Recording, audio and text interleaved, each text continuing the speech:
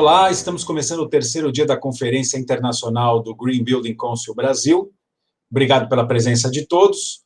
Esse ano, como vocês sabem, a gente segue de uma forma diferente, né? Estamos online. E você pode acompanhar os nossos programas, checar a programação, acessar todo o conteúdo na íntegra das sessões técnicas, tudo isso no nosso site, que está aí na sua tela. E você pode ter todo esse conteúdo aí para você assistir à vontade. Tá? Aqui comigo hoje, Enzo Tessitori, Head of Marketing e Comunicação do GBC Brasil. Tudo bem, Enzo? Oi, Edu. Tudo bem? Obrigado aí pelas apresentações que você tem feito, pelo apoio do programa. É bem bacana estar aqui fazendo essas sessões que a gente reúne um pouquinho do que tem de melhor aí que a gente trouxe nessa edição do evento. E hoje continuamos com a nossa missão de apresentar para vocês uma cuidadosa curadoria com trechos das mais de 50 sessões técnicas que a gente recebeu aí nas últimas semanas de profissionais do Brasil e até de fora do Brasil, né, um conteúdo fantástico que, como eu disse, já está disponível no nosso site. No programa de hoje nós vamos falar de alguns projetos relacionados ao urbanismo sustentável no Brasil e em alguns outros lugares do mundo. Projetos incríveis, assim, muito interessantes mesmo. Então, vamos começar. A primeira sessão de hoje é sobre um projeto especial chamado Vila Americana, uma proposta de modelo de desenvolvimento sustentável lá na Amazônia. Vamos assistir e a gente volta para comentar um pouquinho sobre esse projeto bem interessante. O projeto da Vila Americana, ele está sendo realizado nessa região, no coração da floresta amazônica, na cidade de Belterra. Esse é o quadradinho aonde ele acontece. Ele está bem na intersecção entre os rios Amazonas e o rio Tapajós. O rio Amazonas, um rio mais barrento, de águas marrons, e o rio Tapajós, um rio de água negra, é um rio bastante transparente, um lugar maravilhoso. A gente vê uma característica já importante que se destaca aqui nessa imagem. Então, primeiro, a questão que eu observei, né, com relação à junção dos dois rios. E depois, vocês podem observar aqui essas espécies de cicatrizes, né?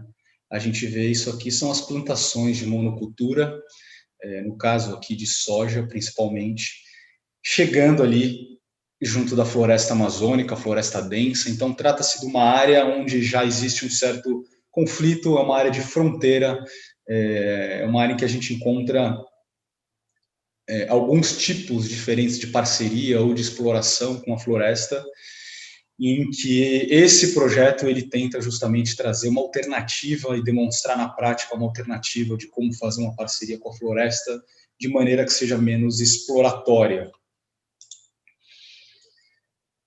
Então, a gente tem aqui, também chegando junto ao rio Arapiuns, que é maravilhoso, com essas praias de areia branca. A gente tem grandes árvores gigantescas, como a samaúma, essa samaúma que fica na Flona, na comunidade do Jamaraquá. Tudo isso faz parte dessa região e desse cenário em que a gente vai desenvolver o projeto. Para chegar ali na cidade onde a gente vai conversar, Belterra, a gente chega por Santarém, uma cidade de 300 mil habitantes aproximadamente, onde a gente tem um aeroporto vindo de Belém ou de Brasília.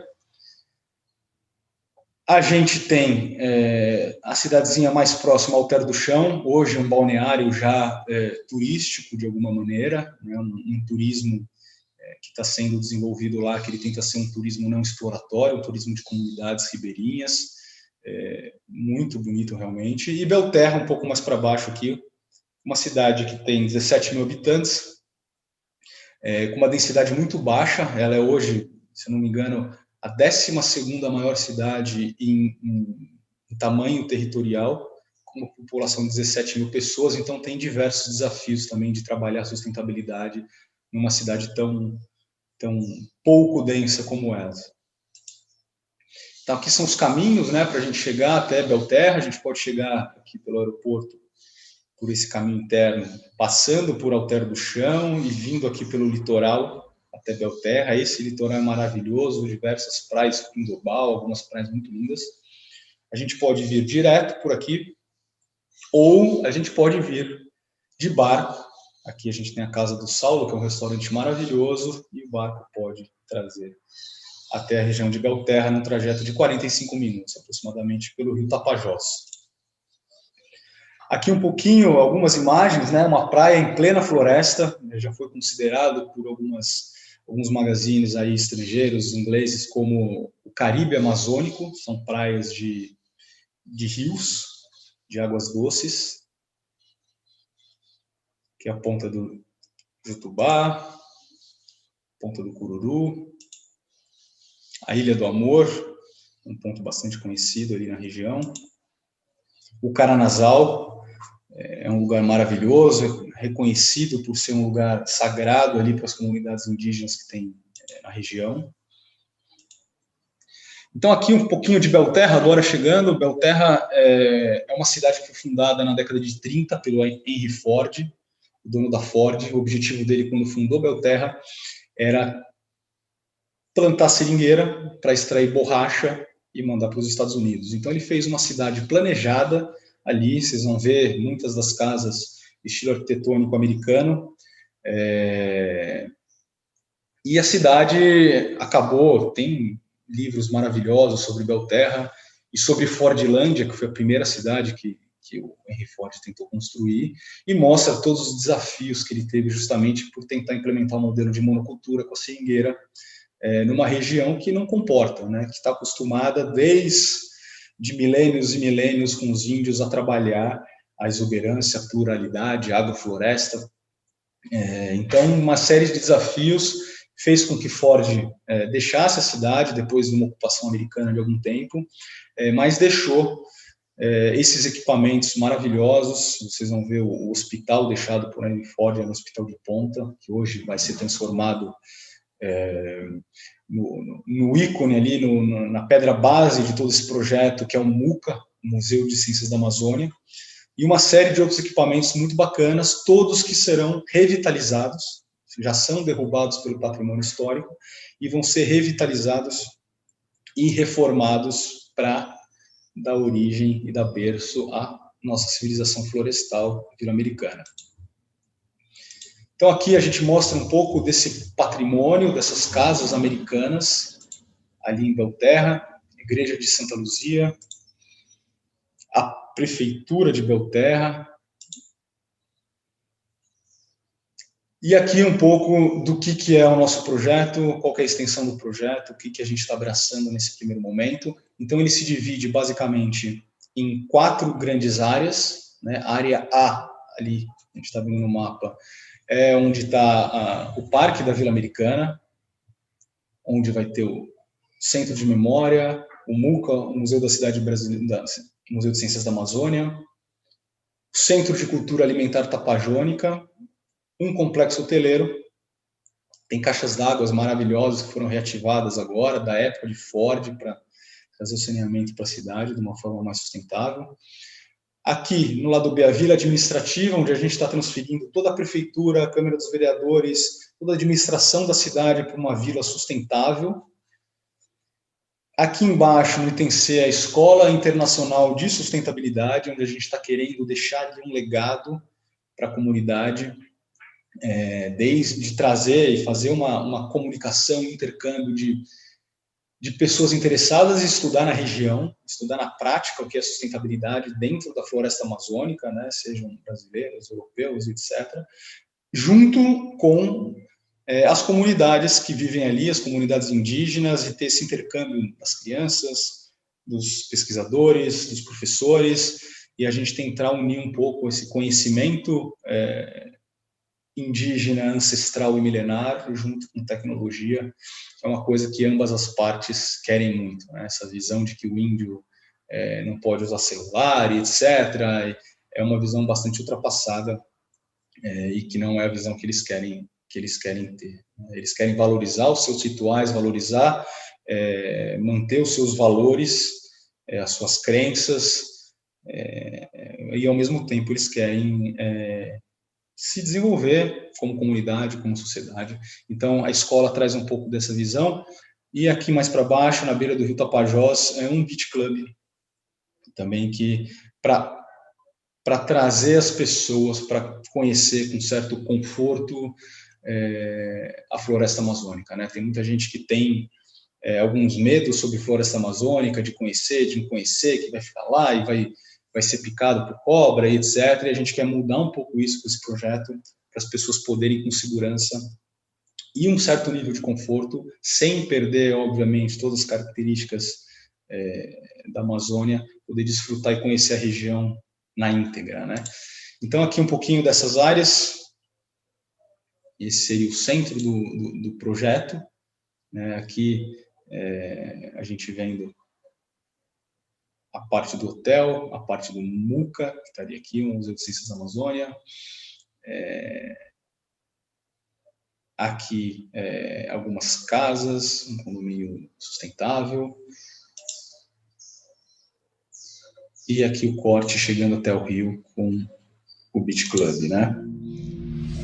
Bom, essa vila americana, também conhecida como Fordlândia, foi fundada pelo Henry Ford em 1934, lá no município de Belterra, no Pará, e era parte de um projeto de extração de borracha para a indústria automobilística que estava começando ainda naquela época, né?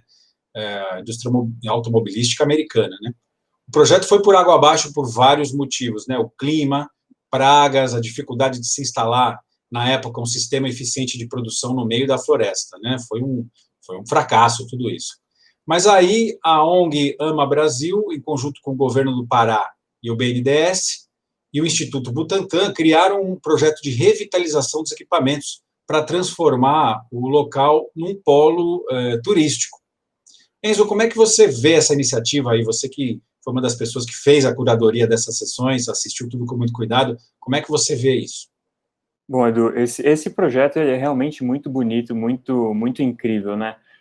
Eu acho que, antes de mais nada, principalmente no momento que a gente está vivendo, cheio de notícias sobre garimpo, queimada, muita notícia negativa do que está acontecendo numa região tão importante do Brasil, é importante a gente ter esse projeto que vai transformar essa parte da região de uma forma tão positiva, estando aí apresentado como, enfim, vocês vão poder ver na sessão completa. Então, antes da gente entrar na questão de sustentabilidade do projeto, ou do que ele vai fazer para a economia local, ele é um importante símbolo que vai trazer uma visão boa do que essa região pode ser e como ela pode se desenvolver nos moldes econômicos, enfim, que um projeto desse porte aí pode proporcionar. Apesar disso que você falou, Edu, de ter uma reestruturação, uma requalificação dos equipamentos que lá já existem, o projeto vai propor, de fato, uma estrutura de cidade para o lugar, uma cidade de 2020, não de 1900 e pouco, né? Então, você imagina aí até a questão não só de novas residências, novos restaurantes, comércios, mas também toda a infraestrutura que precisa ter para abarcar esse novo pessoal que vai morar lá. Esse projeto é importante porque ele vai construir um lugar novo, esse lugar novo vai ser construído com um cuidado muito fino, né, das construções, do que vai entrar, do material da construção. Poxa, pensar no consumo de energia que não existia, imagina, você vai levar o tanto de gente, tanto de comércio, vai consumir energia pra caramba. Então, de pensar na geração da energia, na geração desses resíduos e o que fazer com esses resíduos, e pensar nesse lugar para além de um lugar turístico, de pensar como isso pode ser uma força motriz para a economia do lugar e o que isso pode trazer de benefícios para a equidade e qualificação do pessoal que já está lá, né?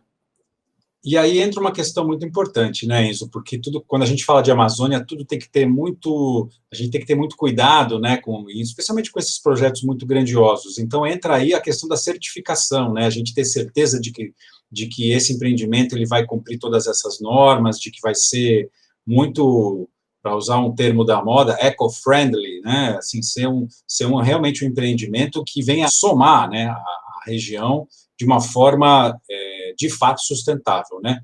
O que precisa para que o empreendimento seja devidamente certificado e cumpra o seu papel como uma iniciativa ligada à sustentabilidade? A preocupação que eles têm com as certificações, e o João fala isso na palestra dele, né, é trazer uma responsabilidade para o projeto e ter alguém que garanta que o projeto está sendo responsável nas práticas que ele está implementando, né?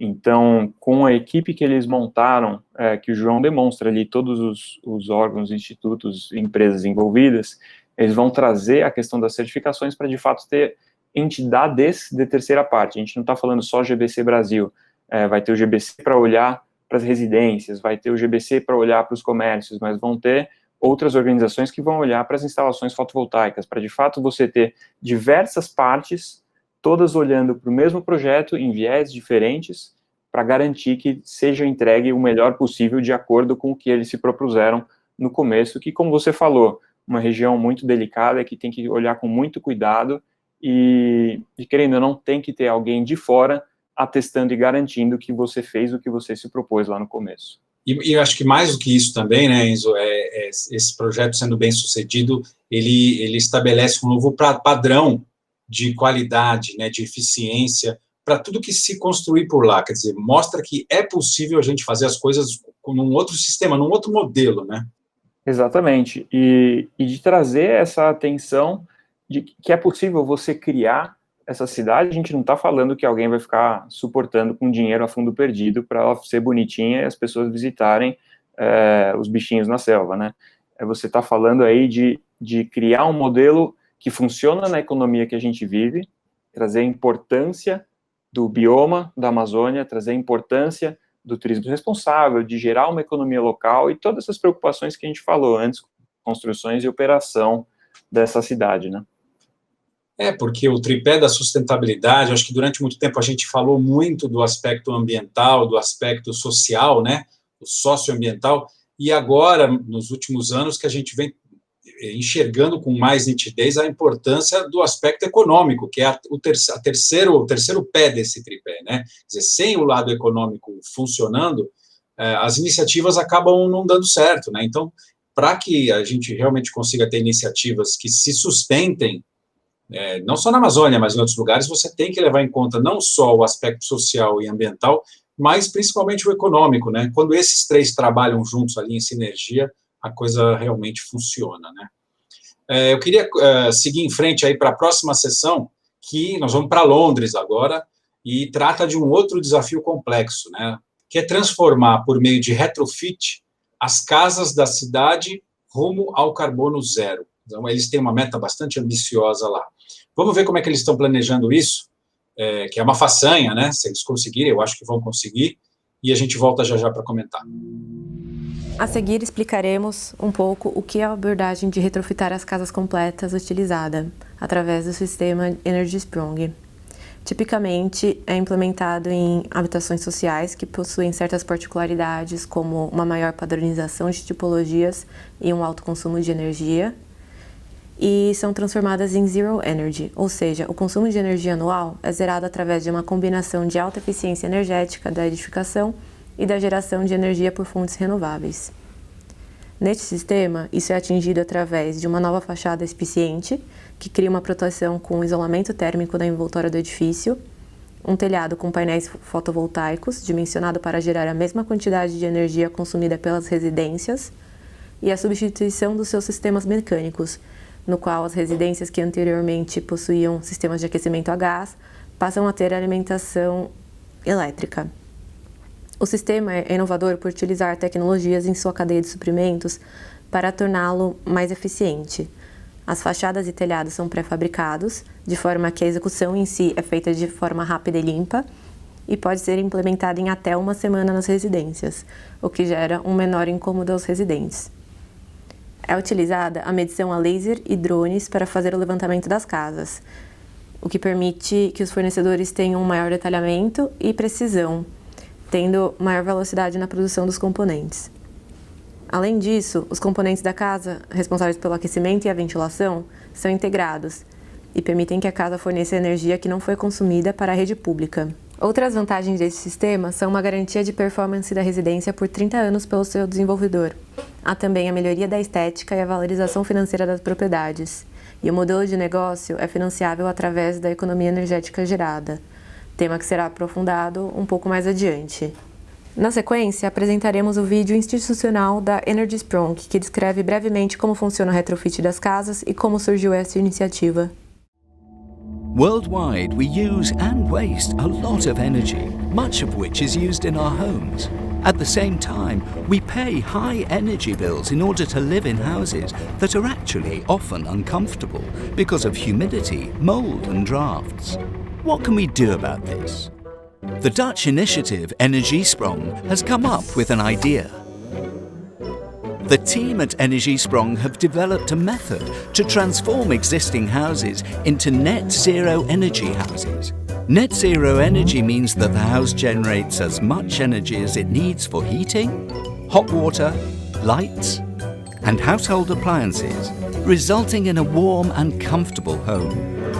This is made possible by the use of new technologies such as prefabricated facades, new smart heating and cooling installations, and insulated rooftops equipped with solar panels.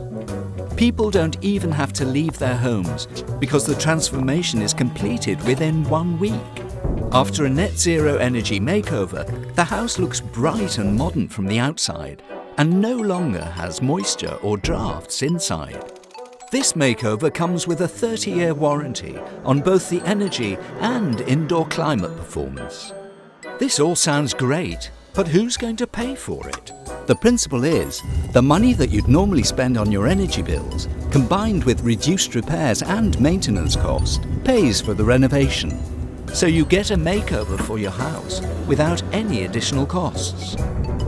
Hundreds of people in the Netherlands already enjoy more comfortable living conditions following their successful net zero energy makeovers, and new makeovers are taking place every day. So how did the Dutch do it? In order to implement this change, an initial group of social housing associations joined forces to secure a first market for these performance-based makeovers.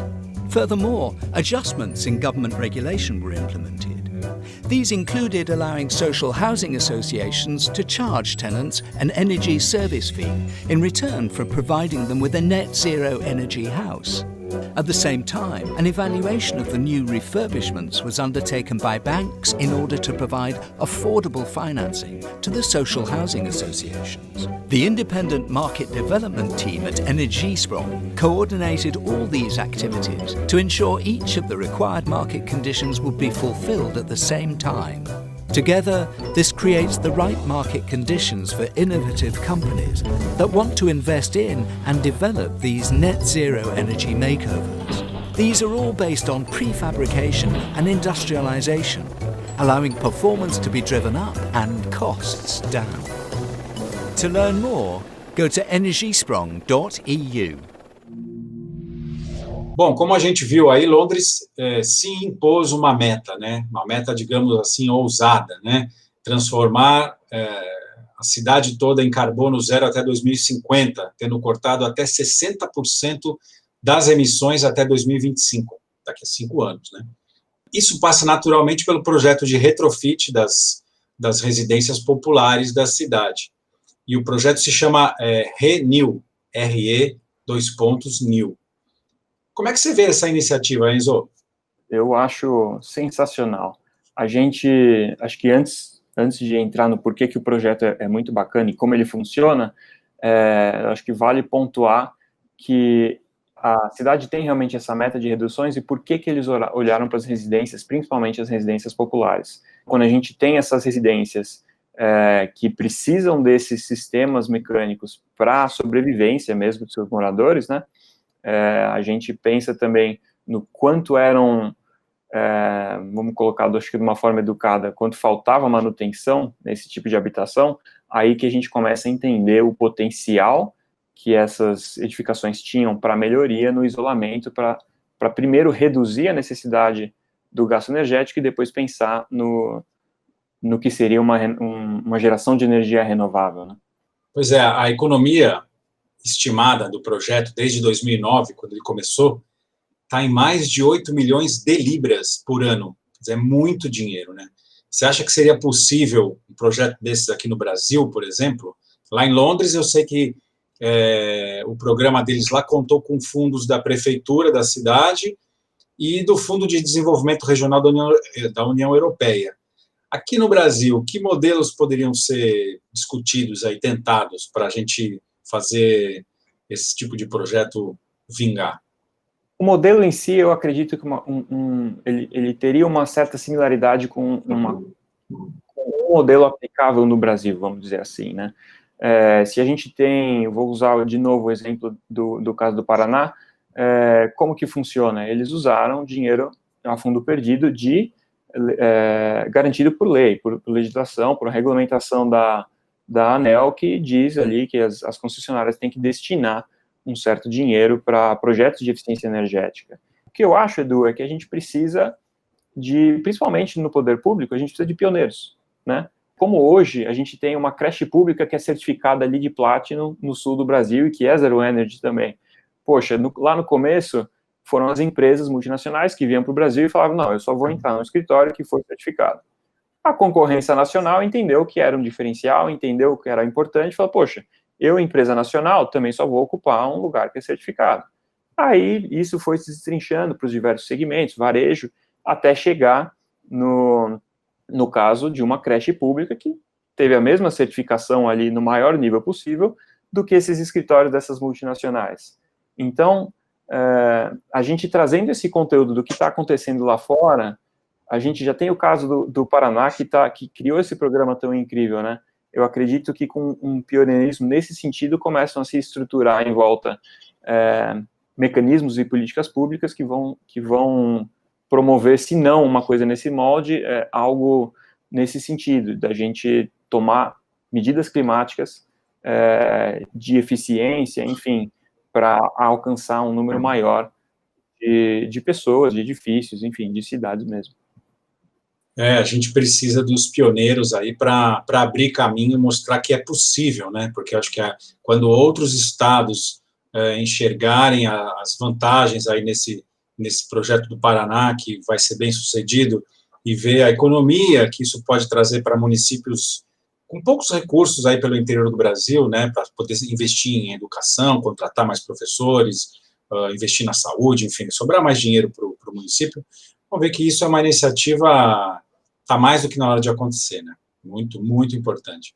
A gente segue agora para a terceira sessão do programa de hoje, uma iniciativa incrível que pode mudar a cara das grandes cidades do Brasil, né? O título dessa sessão é Arquitetura Aberta, Iniciativa Social para a Qualidade de Vida. Projeto de grande impacto social, que está mudando a arquitetura nas comunidades de baixa renda, aplicando um conceito que a gente chama de moradia saudável. Vamos descobrir mais o que é isso, vamos ver uns trechinhos que foram separados aí para nós, e a gente volta para comentar com o Enzo. O Arquitetura Aberta se apresenta resumidamente como uma ação social para a qualidade de vida. De uma forma mais formal ou mais completa, ele é descrito como uma ação de impacto social que visa promover o bem-estar de comunidades de baixa renda a partir da melhoria de suas moradias.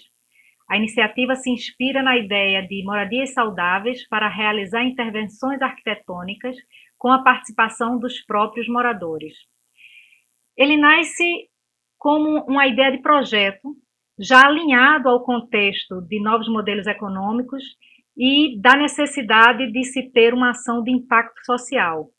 O processo de construção desse projeto, e é um processo de construção de um projeto que não é arquitetônico, mas um projeto social, ele incluiu a reflexão sobre alguns pontos inerentes ao planejamento de qualquer projeto.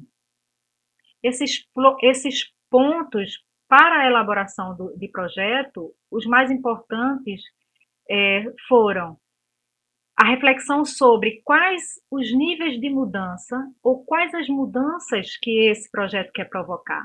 Então, ficou muito claro que no âmbito individual, do indivíduo, do beneficiário, daquele que iria ser beneficiado pela ação, haveria uma mudança. Também ficou claro que, além da mudança individual, teria uma mudança, provocaria uma mudança coletiva. Esse foi um dos pontos. Outro ponto refletido durante a elaboração, durante a construção do projeto, ou seja, durante o momento em que se tira a ideia da cabeça e se planeja ela para uma ação, foi pensado também em indicadores. O que pode nos dizer que essa ideia, ao ser colocada em prática, está no caminho certo, está dando certo, está provocando as mudanças necessárias. Um terceiro ponto refletido foram os meios de verificação. O que pode me dizer que está dando certo e como nós vamos verificar isso? Por quais meios nós vamos verificar isso? E um último ponto foram os pressupostos. Para que isso caminhe satisfatoriamente, o que devemos fazer ou o que deve ocorrer. Entre o período de desenho do projeto até colocar em prática, essas ideias elas foram amadurecidas. E durante a prática, as ideias continuaram sendo amadurecidas, os métodos continuaram sendo aperfeiçoados e ajustados a cada comunidade. Na verdade, a arquitetura aberta ela é desenhada, o projeto, a ação, né, é desenhada a partir das necessidades de cada comunidade. Ele nunca é aplicado da mesma forma. Mas nos primeiros... Bom, ele foi primeiramente aplicado no Recife, ele nasce, essa ideia e essa ação, ela nasce no Recife, e logo nos primeiros 3 meses de prática, de aplicação do projeto, 91 famílias foram atendidas diretamente. Em 3 meses, 91 famílias foram atendidas diretamente. E de forma indireta, ou seja, coletiva, 192 famílias. Para conhecer um pouco mais da metodologia ou do que é a arquitetura aberta, é bom falarmos dos objetivos dessa ação. O primeiro objetivo é que a arquitetura aberta quer alcançar, quer atender a lei de ATIS, a Lei de Assistência Técnica para Habitação de Interesse Social. Ele também pretende elaborar projetos de arquitetura individualizados, ou seja, para cada morador, para cada família. E esses projetos têm que possibilitar uma execução a baixo custo e com resultados de qualidade. Não basta apenas ter baixo custo, mas a qualidade da ideia de baixo custo, da execução de baixo custo, tem que ser boa. Ele tem que considerar também a sustentabilidade ambiental no uso tanto de materiais reaproveitáveis quanto de materiais convencionais. Um outro objetivo: qualificar e desenvolver habilidades específicas dos moradores beneficiados, que possibilite serem aplicadas na melhoria de suas próprias residências. Vocês vão ver mais adiante que a gente vai detalhar um pouco mais sobre como são desenvolvidas essas habilidades e por que a gente envolve os beneficiários em possíveis soluções de melhoria das casas deles, dos beneficiários. Um outro objetivo seria o de promover o conceito de moradia saudável e contribuir para a melhoria da qualidade de vida dos moradores. Mais contribuir para a construção de uma identidade coletiva da comunidade em que atua e de um olhar crítico-afetivo sobre o lugar onde residem. Esse objetivo mostra claramente que a arquitetura aberta não se propõe apenas a ser uma proposta técnica, mas uma proposta também humana, uma proposta de âmbito educativo, mas sobretudo humano. E por fim, um último objetivo: atender aos Objetivos de Desenvolvimento Sustentável das Nações Unidas. A arquitetura aberta também conta com uma colaboração muito expressiva através da extensão universitária. Essa extensão, ela promove ou ela leva o debate e o engajamento dos alunos ao tema da arquitetura social, uma forma bastante importante e envolvente a essa causa, a uma causa em que aqui no Nordeste a gente sabe que o arquiteto atende apenas 7% da sociedade. Portanto, é inconcebível entender esse atendimento tão restrito, considerando a arquitetura como com qualidade de vida. Então, o projeto de extensão universitária promove esse saber, né, dentro de um universo universitário, trazendo a participação efetiva de alunos no projeto, a elaboração de projetos, o entendimento, o atendimento ao público final. Então, escutar um depoimento de alunos, dizer que pela primeira vez fez um projeto real para pessoas reais, com necessidades reais, é muito importante dentro desse contexto. E, além, né, dessa extensão universitária, promover dentro da universidade, além desse engajamento, a criação, a possibilidade, né, de criação de laboratórios de arquitetura social, projetos de extensão, de ação de pesquisa, de elaboração de material científico, de temas de PIBIC, pesquisas internas para a promoção e a ampliação dessa prática, né? E também trabalhos de graduação, enfim. A arquitetura aberta levou um universo bem diverso à universidade, onde é nítido o interesse e a participação efetiva dos interessados. Esse projeto também teve alguns reconhecimentos que nos deixam, que validam, né, que fornecem força para dar continuidade. Um projeto, nós fomos finalistas no Prêmio Brasil Criativo e ficamos entre os 3 melhores projetos, né, nessa economia criativa. E o primeiro lugar no Prêmio Luiz de Lamora, que foi concedido pelo CAU Pernambuco, em 2009, todos os dois, fazendo e deixando e praticando, nos deixando felizes e gratos, né, e mostrar que estamos num caminho acertado. E até porque a própria pandemia, né, escancarou essas desigualdades sociais, revelou esses paradoxos do sistema político das cidades. Então, assim, é de extrema importância, é urgente, né, pensar numa coletividade, pensar que é possível fazer mais, principalmente se unirem os poderes públicos, privados e sociedade. Aliás, eu não acredito em mais nada que não tenha essa participação, né, das iniciativas. Então, promover isso, ter uma equipe envolvida, participar de um projeto que tem um impacto social, ambiental significativo. Isso faz e mostra que a gente está indo num caminho, né, em prol da efetivação dos direitos sociais.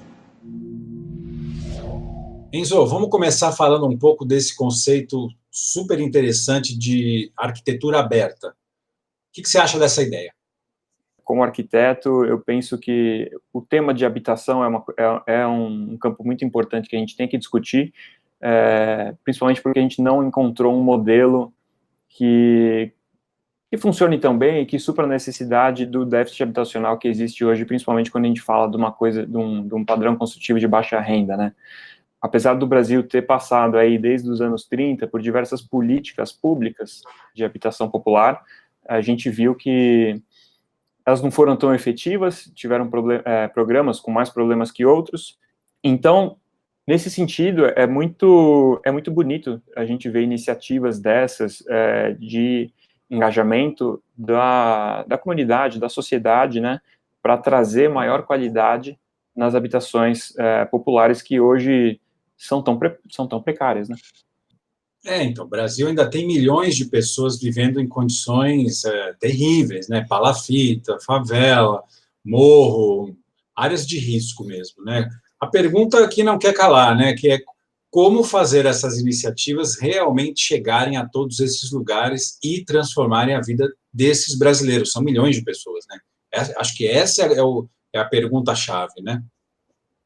É difícil a gente falar de moradia, né, Edu, e não pensar em política pública exatamente pelo tamanho do desafio, pelo tamanho do Brasil e pela quantidade de pessoas que estão ou em moradias precárias ou, de fato, não têm uma moradia. O déficit habitacional do Brasil é uma das grandes questões que a gente precisa resolver, e sem políticas públicas que deveriam garantir habitação de qualidade, eu não sei se a gente chega num resultado desejável. Mas isso não quer dizer que iniciativas como da arquitetura aberta, que foi apresentado aí, e vocês podem ver a palestra na íntegra para entender um pouquinho melhor, não sejam válidas, muito pelo contrário. Por quê? Essa questão de você ter projetos que vão envolver a comunidade onde ele vai ser implantado são muito importantes. Existem os modelos de construção de habitação popular que são relativamente conhecidos para quem trabalha com arquitetura e construção, que são os mutirões, que vai ter a participação ali talvez do poder público, uma participação menor, né, que eles vão geralmente doar ou fazer uma concessão do terreno.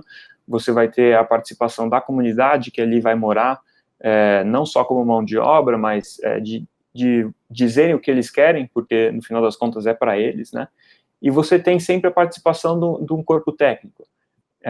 Então você vai sempre ter o apoio de um pessoal de engenharia, o pessoal da arquitetura, o pessoal, às vezes, de geografia, enfim, tem N frentes que vão trabalhar em conjunto, de uma forma que a gente promove, até como GBC, até as certificações promovem isso, que é de você fazer um projeto integrado. Então, você ter essa equipe de projeto multifacetada, para não só gerar mais engajamento, para ter um aproveitamento melhor do projeto, mas ter um projeto mais completo, que ele tem uma preocupação mais holística lá desde o começo, que todo o esforço que você coloca enquanto está tudo no papel, é muito mais fácil passar uma borracha e redesenhar do que quando estiver lá na frente descobrir que, enfim, não ficou bacana ou não vai atingir o objetivo que queria, né? Exatamente, é isso aí. Seguindo agora com a nossa próxima sessão, a gente vai falar sobre um tema muito popular no momento, que são as fazendas urbanas. Vamos descobrir um pouquinho mais sobre o que exatamente é isso nessa próxima sessão e a gente volta aqui para comentar.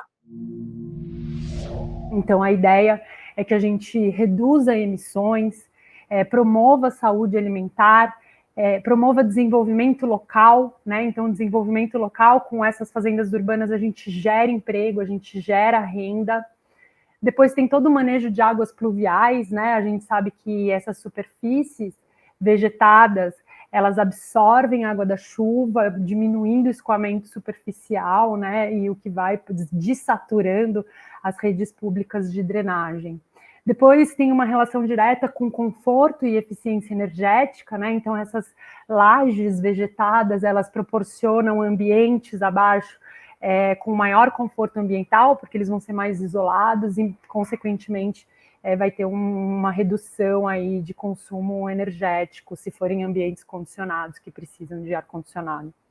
Então, desenvolvimento local é como que aquele terreno, né, do projeto se relaciona com o restante do território. Depois tem toda uma parte de mobilidade, saúde e bem-estar, ecossistema e biodiversidade, conservação hídrica, eficiência energética, materiais sustentáveis e depois a infraestrutura que você está deixando no projeto para garantir na operação, diminuição de geração, reciclagem e compostagem, e depois todas as ações socioeconômicas relacionadas às intervenções físicas, né? Então, quando a gente fala aí, né, de projetos que estão implementando fazendas urbanas, a gente acaba tendo aí benefícios para praticamente todos esses temas. E das certificações, a maioria das pessoas que está assistindo deve conhecer as certificações Lead for Cities and Communities. Ela é bastante nova, mas a gente já tem projetos, inclusive, nesse processo de certificação. O Lead ND, né, que é o Neighborhood Development, que também já temos projetos certificados no Brasil. Depois o Sustainable Sites, né? Então, enquanto o LEED ND ele procura o desenvolvimento compacto de cidades e desempenho, né, da infraestrutura e das edificações, o Sites ele busca promover terrenos sustentáveis, né? E focando mais na área de saúde e bem-estar e resiliência, muito em voga no momento as duas certificações WELL e FitWell. Todas elas possuem requisitos relacionados à alimentação saudável, e aí eu vou contar um pouquinho quais são os parâmetros utilizados para auxiliar o desenvolvimento de projetos de fazendas urbanas. Então, o CITES é aquele que é mais exigente quanto à área necessária para atendimento do crédito. 10% da área vegetada do projeto precisa ser para a produção de alimentos. Já o LEED-ND, ele pede 9 metros quadrados por unidade residencial, enquanto que o WELL pede 1 metro quadrado por unidade residencial. O LEED, embora ele peça uma área grande também, ele possui um Alternative Compliance relacionado à promoção de feiras de orgânicos. Então, você pode não ter uma área disponível no seu projeto para a produção de alimentos, mas você pode promover feiras de agricultores locais, né, produzidos até um raio de 240 metros, mais ou menos. Também é uma forma de você atender a esse crédito. Depois, o LEED for Cities and Communities, que pede 0,25 metros quadrados por pessoa, e o Fitwel, que pede 0,47 metros quadrados por pessoa. Depois, é interessante ressaltar que como o WELL e o Fitwel são certificações com foco específico em saúde, bem-estar e resiliência, eles aprofundam mais ainda esse tema de alimentação saudável. Então, eles têm capítulos inteiros relacionados a isso, né? Então, por exemplo, no WELL tem um crédito relacionado à propaganda de alimentos saudáveis, né? Outro relacionado à educação alimentar, outro específico de segurança alimentar, de acesso a alimentos. E no Fitwel eles têm, por exemplo, um de equidade alimentar, né? Então, aprofundando bastante esse tema. A gente acredita muito que vem das grandes empresas, que hoje é quem busca, né, a grande maioria das certificações, é a grande força de mudança dentro da nossa sociedade, principalmente quando a gente olha para as questões ligadas à agricultura urbana e à agricultura local, né, desse processo de trazer para perto das pessoas a força da agricultura, porque a grande maioria das pessoas passam boa parte da vida dentro dos prédios, né, dentro das empresas. O conceito de Smart City se disseminou muito nos últimos anos, né? E aí, nesse contexto, trazer a produção de alimentos de qualidade para locais mais próximos, ou mesmo dentro das grandes metrópoles, me parece um desses passos para trazer mais qualidade de vida para as pessoas, né, Enzo? Exatamente. O CEO, o presidente e CEO do SGBC fala que eu acho importante a gente reforçar, é que ele fala que green buildings are about people. Então, por trás de uma história de um edifício, por trás da história de uma Smart City, a gente tem as pessoas, que no fundo, são o foco de tudo isso que a gente faz, né? Então, quando a gente fala, começa a pensar nos benefícios de trazer a produção de alimento para dentro das cidades, a gente está falando de uma história que é inerente às pessoas. A gente está falando aí de como isso é importante na redução do desperdício de comida que a gente perde no transporte. A gente está falando na redução de emissões, se a gente for pensar no que um pé de alface vai gerar de emissão pelo transporte de uma fazenda fora de um centro urbano para chegar no mercado que a gente compra aqui. A gente está falando em geração de emprego para o pessoal que vai ali fazer manutenção dessa horta, e a gente pode até, Edu, entrar numa questão de eficiência energética, porque a gente vai ter o trabalho dessas fazendas que geralmente são instaladas nas coberturas de edifícios para regular o microclima interno do edifício, e aí por propriedades do solo, eles vão funcionar ali como um melhor isolante, até reduzindo a carga térmica do edifício, resultando aí num edifício que economiza energia.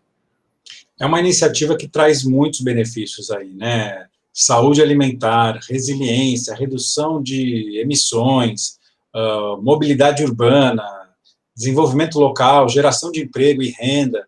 Quer dizer, e as certificações nesse processo e nesse setor também são muito importantes, né? Tem aí 3, pelo menos, né? O LEED for Cities and Communities, tem o LEED for Neighborhood and Development, que é o LEED-ND, e o Sustainable Sites, né, que é o Sites. É isso? Isso mesmo. Essas certificações, é até legal falar que elas não foram as primeiras que foram desenvolvidas para projetos dessa escala. Elas vieram depois e se aproveitaram de quesitos técnicos que já foram testados e conseguiram aí oferecer algo novo nesse sentido.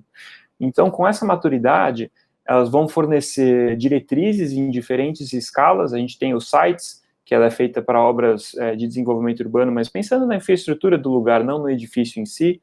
A gente tem o Lead for Cities and Communities, que ele vai pensar na operação dessa região, desse desenvolvimento urbano, até chegar no Lead ND, que vai olhar não só para esse entorno, mas também para os edifícios implantados nesse projeto.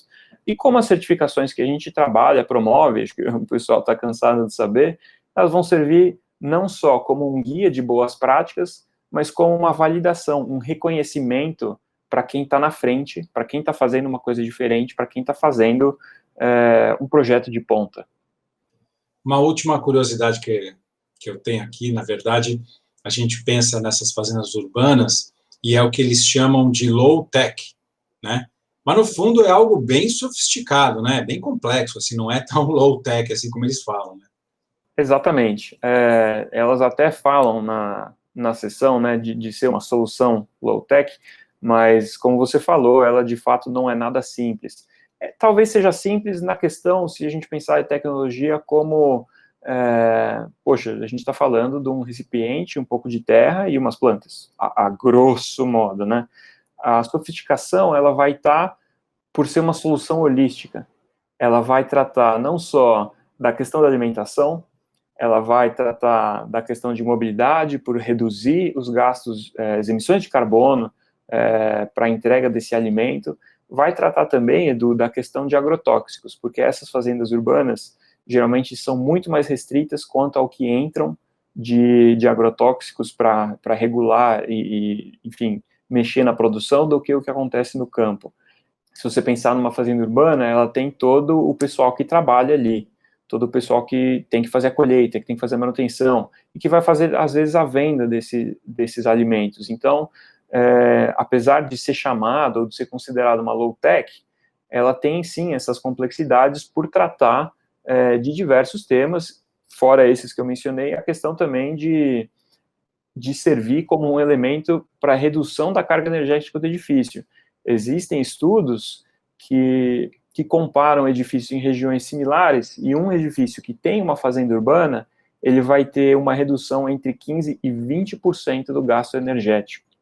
Então, olha só o que um recipiente com um pouco de terra e umas plantas podem fazer, né? Verdade. Incrível mesmo. E a gente falou tanto de certificação aí nos últimos blocos, e acabamos de falar também das novas certificações. O tema da nossa próxima sessão é justamente esse, né? A certificação LEED para o desenvolvimento urbano do Brasil. Vamos assistir essa sessão e a gente volta para conversar mais sobre a certificação LEED. Bom, então no decorrer do desenvolvimento desse projeto, até pela certificação ser voltada para cidades e comunidades, nós vimos que é muito possível aplicar a uma comunidade, ainda mais em uma que já está sendo construída de forma planejada, mas que nós nos deparamos com um grande desafio, que seria um próximo passo do desenvolvimento urbano no Brasil, de maneira sustentável, que seria justamente tentar aplicar esse mesmo referencial em uma cidade brasileira. Então, aplicar o Lead for Cities dentro da nossa realidade nacional. O que torna isso um grande desafio é muito pautado na nossa realidade e em dados que eu trago aqui. Ainda é crescente a taxa de urbanização em nosso país e possui projeções de continuar crescendo ainda nos próximos anos, embora com menor aceleração do que como ocorreu nas últimas décadas. Então, a população urbana, a porcentagem de população concentrada nos grandes centros urbanos ainda é muito grande e vai continuar crescendo. E essa velocidade de urbanização atrelada à falta de planejamento ou até à falta de capacidade técnica ou territorial para suportar esse crescimento, tende a surgir situações de crescimento desordenado. Para possibilitar a conquista desse desafio, é preciso uma série de intervenções nos sistemas urbanos atuais, considerando para isso uma gestão municipal totalmente integrada. Aqui são citados apenas alguns exemplos, mas que nos permitem visualizar situações de nossa realidade hoje, tornando clara a dificuldade de se implementar todos esses quesitos em uma única cidade brasileira, já existente e já em operação. Começando aqui pela infraestrutura de transporte, é apresentada uma imagem de como isso é planejado na Cidade dos Lagos, onde já são previstos pontos de ônibus em diferentes porções da cidade para atender o número mínimo de viagens, o deslocamento máximo de uma pessoa caminhando até esses pontos de ônibus, tudo isso de forma planejada, né? Entretanto, quando pensamos em uma cidade inteira já existente, é comum termos áreas menos assistidas por transporte público ou de acesso muito dificultado, o que já começa a expor a diferença de realidade entre um ambiente urbano planejado e um ambiente urbano já existente. A garantia de acesso à saúde para todos é difícil na maior parte do nosso país e, com frequência, expõe também a desigualdade social dentro de um mesmo centro urbano. Portanto, esse é um ponto crucial para conseguirmos ter uma cidade sustentável e talvez um de adequação muito difícil, pois nós já temos espaços territoriais cada vez menores e centros urbanos cada vez mais amplos. Então, isso torna mais difícil ainda conseguirmos garantir essa igualdade a todos dentro de um mesmo município. A infraestrutura de saneamento também, como acesso à rede de água e esgoto, ou até mesmo a gestão de resíduos, numa cidade sustentável deve existir e ser igualmente eficiente em todas as parcelas do município. Essa é uma realidade que nós sabemos que no Brasil, principalmente nas grandes cidades, hoje está longe de acontecer. Então é preciso uma intervenção muito bem planejada para que consiga chegar num objetivo dessa magnitude. O compromisso com o meio ambiente de forma integral no município como um todo é outro item que deve ser tratado com muito rigor. Por exemplo, a preservação de nascentes ou de outras áreas de preservação permanente são fundamentais para manter a qualidade da vida como um todo e da própria população que utiliza dos recursos naturais, né? São inúmeros casos onde áreas periféricas da cidade possuem menor cuidado com áreas ambientalmente sensíveis, o que muitas vezes também é fruto do mesmo crescimento desordenado que foi mencionado aqui no slide anterior. Bom, dessa forma, talvez a ferramenta atual que temos, capaz de tornar um planejamento desses possíveis, são os planos diretores municipais. Nesse sentido, o referencial LEED pode servir como uma base de apoio para o desenvolvimento e planejamento das políticas públicas que vão estar dentro do plano diretor municipal, né, sempre visando o desenvolvimento sustentável da cidade. Então, deve ser feito um planejamento de longo prazo, mas pautado também nas ações de curto e médio prazo. Devem ser sempre avaliadas as diferentes nuances de investimento e retorno de cada uma dessas ações, pensando no município como uma empresa. As ações de preservação são um investimento, onde o lucro futuro é, na verdade, a certeza de diminuição do prejuízo, né? Um caso clássico é um dado da OMS que indica que a cada R$ 1 investido em saneamento básico, são economizados R$ 4 com o sistema de saúde pública. E por último, e não menos importante, o real compromisso de seguir com rigor o que foi estabelecido nesse plano diretor como uma meta e como uma diretriz de desenvolvimento. Isso independente de separações partidárias, eleições ou disputas de poder. Isso tem que ser levado como uma meta muito séria e seguido a rigor. Então, Enzo, como a gente viu aí, né, as certificações LEED para comunidades e para cidades estão aos poucos revolucionando a forma como as cidades e as comunidades são planejadas e desenvolvidas e também operadas para melhorar a qualidade de vida das pessoas em todo o mundo.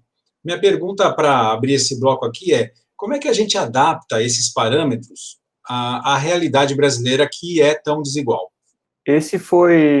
Acho que esse foi um dos grandes questionamentos desse projeto que foi apresentado, né, da Cidade dos Lagos. O interessante das certificações, pelo menos as certificações que a gente tem aqui mais contato, e especificamente do LEED para cidades, comunidades e bairros, é que os parâmetros em si, eles vão ser os mesmos ou muito similares para qualquer projeto em qualquer lugar do mundo. Então, o que vai acontecer, e o que está acontecendo, é que as nossas cidades, elas precisam se atualizar. Hoje, elas devem ter uma preocupação diferente com o seu resultado operacional, vamos dizer assim, do que existia 20, 30 ou até 10 anos atrás, né? Então, Edu, o que eu acho que vai acontecer é os gestores públicos abrirem os olhos, enxergarem ferramentas novas que existem, por exemplo. A plataforma que a gente usava para monitorar o desempenho de um prédio, hoje ela pode ser usada para monitorar o desempenho de um bairro ou de uma cidade. Então, a partir do momento que a gestão pública tem uma ferramenta dessa, que ela consegue enxergar para onde estão indo de fato os recursos, eu acho que aí a gente começa a repensar um pouco, não só a operação em si da cidade, bairro, comunidade, que seja, mas de fato para onde esses recursos estão indo, e aí repensar quais atitudes podem ser tomadas, seja para a economia de recursos, seja para a destinação correta de resíduos, seja para a qualidade de vida, a renda da população local, enfim, uma série de fatores que hoje é mais fácil de mapear, e aí com esses dados ser possível tomar melhores decisões. A questão é, né, existem mais de 200 projetos no mundo e apenas um no Brasil, né, justamente esse da Cidade dos Lagos, aí no Paraná, que a gente viu. Mas é um projeto que já sinaliza uma tendência que deve se aprofundar por aqui nos próximos anos, né? Como é que se avalia esse projeto? Inclusive porque ele pode receber certificação ainda esse ano, né? Ainda em 2020. Eu sempre falo que o GBC tem contato com muitos pioneiros, né? São sempre muitos primeiros. E esse é um deles, sem dúvida. É um projeto aí que enxergou os benefícios de você não só usar as diretrizes que a gente oferece aí de projeto para ter um local melhor, mas também, e de fato aplicar e verificar, para garantir que aquilo vai ser o que foi proposto no início. E a gente vê isso, sim, como tendência, porque, eu não sei se é inerente aqui do brasileiro, ou muito típico da gente, mas a gente vê, como eu falei, das multinacionais. Poxa, a multinacional chegou e fez uma certificação, o vizinho vai querer fazer também. Hoje, existem aí diversos projetos de loteamentos ou projetos urbanos de grande escala que também buscam essas soluções, se não de começar do zero com uma certificação, mas de se interessar pelo monitoramento. Uma hora que você tem alguém levantando dados sobre uma região dessa, poxa, por que o concorrente não está fazendo? O concorrente começa a olhar e fala, pô, se ele tem tudo isso de dado, esse concorrente vai usar para alguma coisa, então, poxa, eu vou ficar para trás. E isso é o que a gente enxerga acontecendo nesses projetos que estão aí para entrar, acredito no fim desse ano, começo do ano que vem, já comece a mostrar esse interesse que foi despertado. Muito bem, agora a gente segue para a última sessão do programa de hoje, mais um tema importantíssimo para nós que vivemos nas grandes cidades brasileiras e do mundo também, né? Que é um tema que, apesar de visual, às vezes passa meio despercebido. Você vai descobrir do que a gente está falando agora nessa próxima sessão. Para a gente contextualizar um pouco esse fenômeno de uma cidade, principalmente com edifícios contemporâneos, a gente retoma um pouquinho a década de 90, os anos 2000, onde a arquitetura internacional se instaurou nas grandes cidades no Brasil. Os edifícios começaram a ter fachadas com maior quantidade de vidro, materiais como alumínio, enfim. E o estímulo a essas características se deu, além de uma questão estética, mas para você ter uma contribuição maior da luz natural ao interior do edifício. E também você tem maior visibilidade com o meio externo, enfim. A gente tem estudos que comprovam um benefício à saúde em função dessa exposição solar, entre outras coisas. E, inclusive, a contribuição dessa luz natural em reduzir, em alguns momentos, ou se tornar de forma compatibilizada o uso da luz artificial, né? Entretanto, essas fachadas, elas trazem, sim, uma contribuição de luz natural, porém, elas trazem também para o interior do edifício radiação por ondas longas e traz radiação e aquecimento dessas superfícies. Por isso, os vidros tiveram que ter um desempenho maior, e esse desempenho vem combinado com uma reflexão de boa parte dessa radiação para o exterior, o que leva ao aquecimento do ar, em conjunto com uma cidade com carência, por exemplo, de vegetação, eleva demais as temperaturas de um microclima local.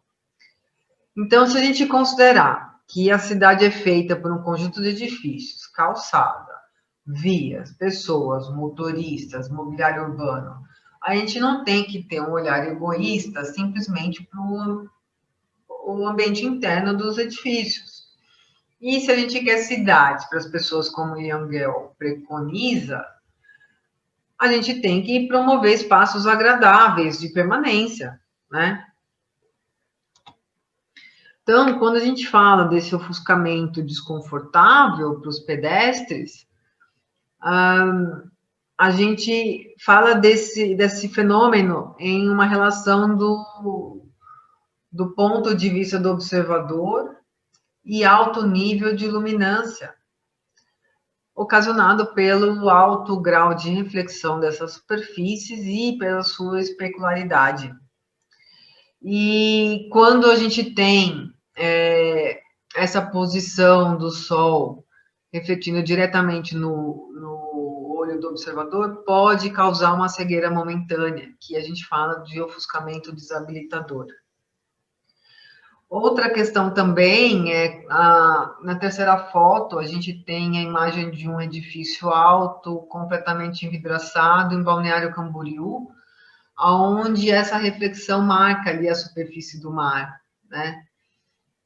Se a gente não tivesse mar e tivessem pessoas tomando sol, possivelmente aconteceria a mesma coisa que aconteceu no hotel em Las Vegas. Percebe que essa questão não desqualifica os arquitetos, mas sim nos mostra o quanto é necessário essa avaliação ainda em fase projetual. Se a gente não quer edifícios que derretam carros e queimam pessoas, e que seja necessário algum tipo de intervenção para depois mitigar esse efeito posteriormente, é necessário a gente discutir e avaliar as características arquitetônicas. Porém, é preciso regular esses procedimentos de uma forma segura e eficaz, para que ele seja de uma forma segura, repetida e reproduzida. Então, esses procedimentos também são uma forma de gestores da cidade têm de manter a qualidade e conforto urbano e atribuir estudos específicos durante o processo de aprovação das edificações, como acontece em outras cidades. Bom, concluindo, o que eu quero deixar claro é que eu não quero questionar as características da arquitetura contemporânea, mas sim que a gente consiga avaliar a magnitude do impacto que ela pode ocasionar. Não só olhar para o ambiente interno, entende? E a partir de uma ferramenta simplificada, entendo que isso mais facilmente vai ser reproduzido e vai ser aplicado. Vocês não acham? Olha, essa foi uma das sessões mais interessantes e inusitadas de todas as que eu assisti. Um assunto seríssimo, né, e que pouca gente, às vezes, tem noção de que acontece, né? Como mitigar o impacto das fachadas e outros elementos que compõem aí a cidade em relação ao desconforto por ofuscamento. Esse é um fenômeno que não é muito comentado, mas é capaz de produzir umas situações bem inesperadas, né? Como, por exemplo, aí a gente viu o hotel de Las Vegas, cujos reflexos provocaram queimaduras nos hóspedes. O prédio em Londres, que derreteu o capô do carro estacionado na rua, né? Umas situações desse tipo. Enzo, como é que você vê esse problema nos prédios do Brasil, das cidades brasileiras? É uma questão, né, do que realmente não é muito falada, pode não ser aí, entre aspas, vou colocar até entre aspas, pode não ser de muito conhecimento, mas com certeza a grande maioria das pessoas já passou por uma situação dessa. Então, é realmente uma questão muito séria, que eu vou falar aí que ainda bem que a gente tem pesquisadores que trabalham junto com os escritórios do projeto para trazer soluções e preocupações, porque, poxa, se a gente pensar aí no tanto conhecimento que um arquiteto teria que ter para fazer um projeto sustentável, resiliente, que não tenha ofuscamento, que vai economizar energia, que vai economizar água, que vai usar o paisagismo certo, é uma pessoa que ia demorar 50 anos para se formar e ia fazer meio projeto e morrer. Então, tá aí a importância de consultores, ou, enfim, experts de mercado, né, que vão trazer essas diferentes preocupações para um projeto que, poxa vida, tem que ter um olhar muito cuidadoso e tem que ter uma equipe multidisciplinar, porque você está fazendo uma interferência na cidade e, poxa, imagina quantos hóspedes foram queimados ali, né? Você está tratando de pessoas. Então, só ressalta um tema curioso, é um tema curioso acaba sendo, né? Ressalta a importância de ter projetos multidisciplinares. E o que mais a gente tem visto nos últimos anos é o aumento do número de prédios espelhados nas cidades, né? Então, esse é um tema que é um tema do momento mesmo, né? Aqui a gente falou de 3 elementos diferentes a serem considerados nessa equação, né? Os edifícios, as pessoas e os motoristas, né? Como conciliar tudo isso? Exatamente. Eu posso até ser suspeito para falar pela minha formação, mas eu acho que isso tudo se resolve exatamente em projeto. A gente teve um crescimento no uso de vidro, né, na construção de prédios envidraçados aí no Brasil nos últimos, vou colocar, a gente está em 2020, 30, 40 anos, e aí começam a aparecer as preocupações, que de fato precisam ser resolvidas em projeto. Poxa, a gente já tem aí tantos casos no mundo do que já aconteceu, que não deveria acontecer, derreter o capô do carro, queimar pessoas, eu acho uma coisa muito séria. A gente precisa tomar responsabilidade como projetistas e como quem está interferindo na cidade, porque qualquer construção é uma interferência na vida de milhares, milhões de pessoas, e, de novo, tentar formar equipes robustas, com conhecimentos diversos, e ter uma metodologia de projeto que não é uma pessoa que vai fazer um rabisco ali e vai falar isso eu quero por questões, às vezes, até de ego, né? A gente precisa trazer e escutar experts de diversos lados para tentar entregar um melhor produto possível, que o produto vai ser uma edificação. Já existem estudos, parâmetros, dados, informações para quem está trabalhando em projetos nessa área no Brasil? Existe sim, Edu. Hoje, o projetar, eu não vou falar que o projetar em si mudou, mas o aparato, as ferramentas que estão disponíveis hoje para você usar num projeto, seja do tamanho que for, não precisa ser um projeto de uma grande torre, elas são muito mais acessíveis, estão muito mais difundidas e vão olhar aí para um número de características muito maior do que o que se usava ou o que era padrão se preocupar 20, 30 anos atrás. Mesmo a ferramenta aí que foi apresentada na palestra, e quem assistir na íntegra vai entender um pouquinho melhor, poxa, uma ferramenta que você consegue simular de 1.500 a 2.000 cenários de o que uma alteração na fachada pode causar, exatamente de acordo com o local, a influência de sombra, de edifícios vizinhos e por aí vai. Então, é realmente uma preocupação que deve ser internalizada para as equipes de projeto, e sim, existem ferramentas aí disponíveis a mercado, existem dados, essas simulações são muito preciosas para realmente trazer mais informação para os projetos que estão mudando ou construindo novas cidades, né? É isso aí. Bom, a gente está chegando ao final do programa de hoje. Queria agradecer demais a participação do Enzo Tessitori, Head de Marketing e Comunicação do GBC Brasil. Enzo, muito obrigado pela presença. Edu, muito obrigado aí por essas mediações que você tem feito.